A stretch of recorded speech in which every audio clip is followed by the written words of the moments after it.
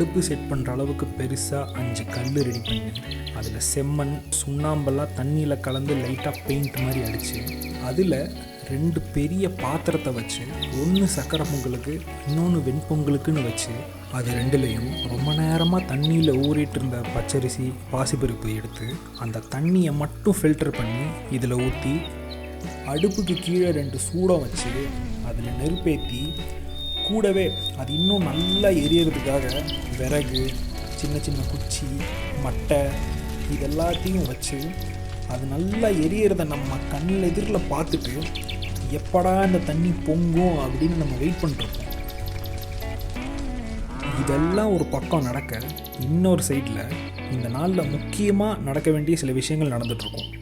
அதாவது மாடுகளை குளிப்பாட்டுறது, அப்புறம் அவங்க மேலே கலர் பொட்டு வைக்கிறது, இது கூடவே முக்கியமான ஒரு விஷயமா கொம்புக்கு பெயிண்ட் அடிக்கிறது, ஆல்சோ கயிறு புதுசாக மாற்றுறது, இதெல்லாம் ஒரு பக்கம் நடந்துகிட்ருக்கும்.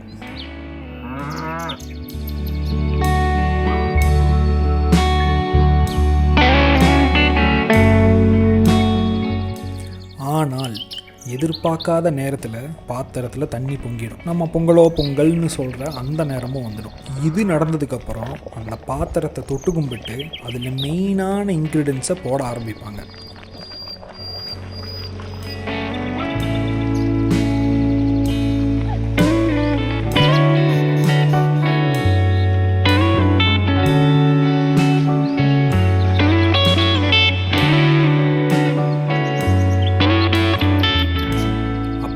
சூரியன் அஸ்தமனமாகிற அந்த நேரத்தில் வீட்டு வாசல் முன்னாடி நல்லா பெருசாக மா இலை இன்னும் சில இலையெல்லாம் வச்சு ஒரு பெரிய தோரணம் ஒன்று கட்டுவாங்க.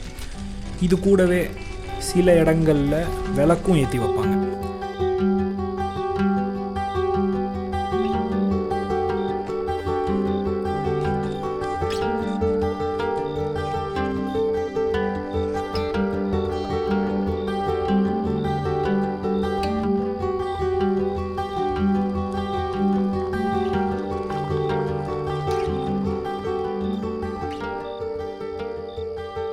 இதெல்லாம் முடிஞ்சதுக்கப்புறம் ஒரு ஸ்பெசிஃபிக்கான இடத்துல நல்லா க்ளீன் பண்ணி அங்கே கொஞ்சம் சாணம் வலித்து அதுக்கு மேலேயே நல்லா பெரிய கோலமாக ஒன்று போட்டு, ஆக்சுவலி இது ஒவ்வொரு ஊருக்கும் வீடுக்கும் மேபி மாறும், ஆனால் எங்கள் வீட்டில் எப்படின்னா அந்த இடத்துல கோலம் போட்டு மேலே கொஞ்சமாக மண் வச்சு அதில் 7 சாமியை ப்ளேஸ் பண்ணி அதுக்கப்புறம் இன்னும் விளக்கு, இளநீர், பழம், கயிறு தேவையான பொருட்கள்லாம் வச்சு முக்கியமாக சாமி கும்பிட்றதுக்கும் தேவையான எல்லா விஷயங்களும் அந்த இடத்துல பண்ணி ஃபைனலாக செஞ்சு வச்ச பொங்கலை இலையில வச்சு படைப்போம்.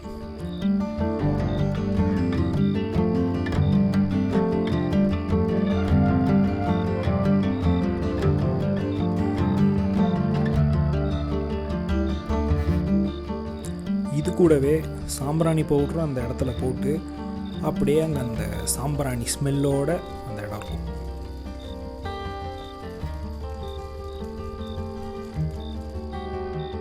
அந்த படையல்லிருந்து பொங்கல் எடுத்து இலையில கொஞ்சமாக போட்டு பொங்கலோ பொங்கல் அப்படின்னு சொல்லி நம்ம மாட்டுக்கு போட்டு கொடுப்போம்.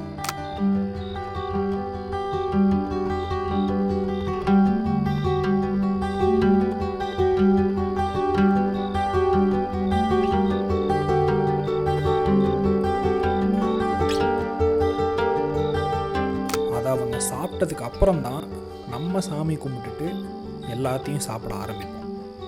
ஸோ சாப்பிட்டு முடித்ததுக்கப்புறம் எங்கள் ஊர் வழக்கம்படி ஒரு விஷயம் நடக்கும். கோமாளி வருவாங்க. அவங்க கூடையே 2 மாடை கூட்டிகிட்டு வருவாங்க.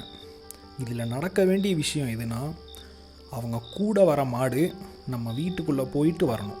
இது ரொம்ப வருஷமாக நடக்கிற ஒரு விஷயம். இது மட்டும் இல்லை, இன்னொரு விஷயமும் நடக்கும். கோமாளி கூடவே சில பேர் வருவாங்க. அவங்க எல்லாம் சேர்ந்து வீட்டு முன்னாடி ஒரு சின்ன டான்ஸ் ஆடுவாங்க.